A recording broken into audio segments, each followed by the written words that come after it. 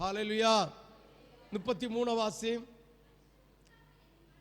மனுஷர் முன்பாக என்னை மறுதலிக்கிறவன் எவனோ அவனை இருக்கிற பிதாவுக்கு முன்பாக மறுதலிப்பேன் என்று சொல்லுகிறார்.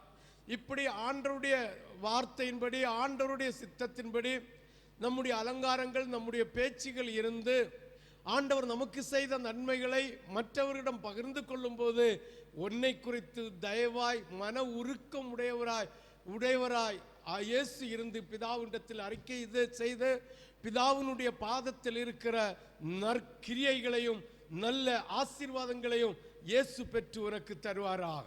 ஹல்லேலூயா, ஹல்லேலூயா, ஹல்லேலூயா. 33:4 வாசி பார்ப்போம்.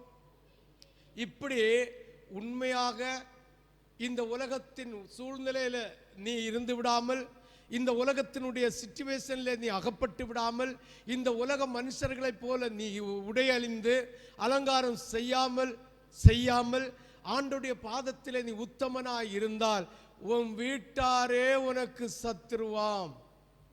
ஆமென், ஹல்லேலூயா.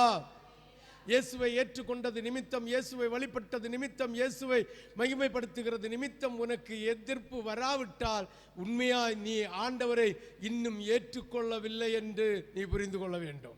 ஹல்லேலூயா, ஹல்லேலூயா. வாசிங்கள் 34. பூமியின் மேல் சமாதானத்தை அனுப்ப வந்தேன் என்று எண்ணாதீர்கள். சமாதானத்தை அல்ல, பட்டயத்தையே பிரச்சனையை உண்டு பண்ணதான் வந்தேன்னு சொல்றாரு. ஹல்லேலூயா. அதுக்கு தான் முதல்ல இந்த 2 வசனத்தையும் தந்தாரு.